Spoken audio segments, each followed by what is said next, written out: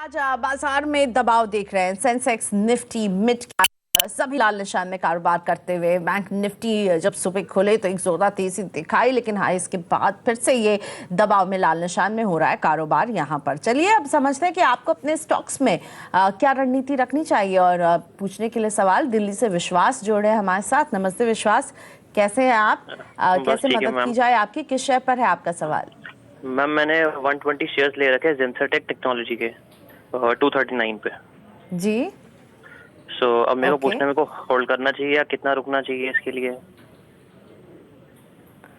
आपने जब लिया था तो कोई टाइम फ्रेम सोचा था, शॉर्ट टर्म या लॉन्ग टर्म? क्या आप कुछ सोच के लिया था? वैसे मैं लॉन्ग टर्म में सोचा था मैंने तो वैसे कि। ओके चलिए, तो आपके सवाल को रखते हैं प्रकाश जी के सामने। प्रकाश जी, 239 की खरीद है ज़ेंसा टेक्नोलॉजी में, क्या करें विश्वास? अभी बस यहीं पर ट्रेड कर रहा है। एक सबसे पहले इनको एक स्टॉप लगाना पड़ेगा 200 का और होल्ड करना चाहिए। स्ट्रक्चर इसका पॉजिटिव है और जहाँ से बाउंस मिला है वो अच्छी जगह से बाउंस हुआ है। एक अपू मिल सकता है 300 350 भी जा सकता है, वहाँ पर चाहे तो प्रॉफिट बुक कर सकते हैं, लेकिन स्टॉप लगाना ज़रूरी है। ओके, तो 200 का एक स्टॉप लॉस। प्रकाश जी आपने 200 ही कहा ना? बिल्कुल। ओके, 200 का स्टॉप लॉस ज़ेंसार में होल्ड कीजिए। 300 तक का आप इंतजार कर सकते हैं। मुंबई से मोनिका से आप बात करेंगे। गुड मॉर्निंग मोनिका जी, कैसे मदद करें आपकी? कैसी हैं आप?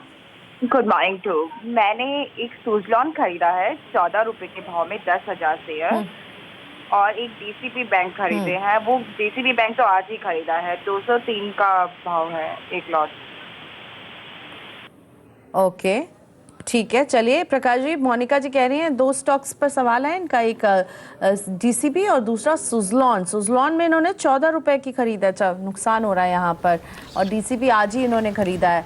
क्या करना चाहिए दोनों में? सुजलॉन का स्ट्रक्चर अब बिगड़ चुका है। एक अपू मिल सकता है, लेकिन अपू का एडवांटेज लेकर निकल जरूर जाइएगा क्योंकि वीक स्ट्रक्चर है। रही बात डीसीबी बैंक की, डीसीबी बैंक की इन्होंने डीसीबी बैंक किया करेक्ट। डीसीबी बैंक में एक शॉर्ट स्क्वीज और मिल सकता है, करीब 210 212 का एक जोन है, वहां तक जा सकते हैं क्योंकि इसका जो स्ट्रक्चर है डीसीबी बैंक का है पॉजिटिव, होल्ड करना चाहिए। ओके, सो डीसीबी बैंक आप बिल्कुल होल्ड कीजिए, आज ही आपने खरीदा है तो। और दूसरा जो है, आपने जो सुजलॉन लिया है ना मोनिका, वहां से निकलने की सलाह प्रकाश जी दे रहे हैं। आप लॉस पर बैठे हैं, पर इस लॉस को बुक ही करना पड़ेगा आपको। अब हरियाणा के जज्जा से सुनील कुमार जी से बात करेंगे। सुनील जी नमस्ते, स्वागत है सीएनबीसी आवाज पर। पूछे अपना सवाल। नमस्कार मैडम। नमस्कार, कैसे हो? हेलो। बढ़िया, आप कैसे हैं? बस बढ़िया मैम। मैंने टाटा मोट से ले रखा है मैम, बताएं। लॉन्ग टर्म्स के लिए। हाँ, तो मैं कितने दिन के लिए इनको और रखूं? कुछ बढ़ने के चांसेस कितने, कहाँ तक जाएगा? और इसके अलावा क्या लेना चाहिए? जो और किस भाव पर खरीदा है सुनील जी? है जी, किस भाव पर खरीदा टाटा मोटर्स? 160 रुपया खरीदा था मैम, 160।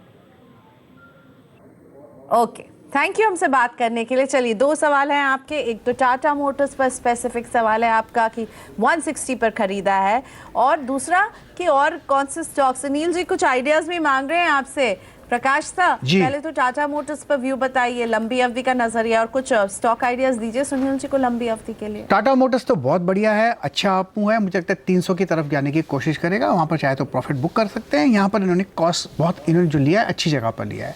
और दूसरा स्टॉक जो पूछ रहे हैं, मुझे रिलायंस इंडस्ट्रीज बहुत ही अच्छा लगता है एक साल के हिसाब से।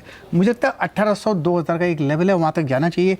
आज जो न्यूज़ है काफ़ी पॉजिटिव है, फंडामेंटल में देखता नहीं, लेकिन जियो का जब अनफोल्डिंग होगा, जब इसका वैल्यूएशन आएगा या फिर रिटेल बिजनेस का कारोबार में आएगा, तो इसके अपू अच्छा मिलेगा। जब 25% 26% बेचने की कोशिश कर रहे हैं, तो मुझे लगता है रिलायंस इंडस्ट्री एक बहुत ही अच्छा प्ले है मीडियम टू लॉन्ग टर्म के लिए।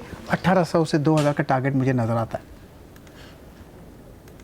ठीक है, लॉन्ग टर्म के लिए 1800 से 2000 के टारगेट रिलायंस। सुनील जी अच्छा लग रहा है प्रकाश जी को, आज नतीजे भी कंपनी पेश करने वाली है और जिक्र रिलायंस का हो रहा है, तो एक डिस्क्लेमर आपको जल्दी से दे देते हैं। आप ये जो चैनल देख रहे हैं सीएनबीसी आवाज, ये टीवी 18 का हिस्सा, टीवी 18 का स्वामित्व प्रबंधन रिलायंस इंडस्ट्रीज के हाथों में। थैंक यू प्रकाश जी, आपने वक्त निकाला।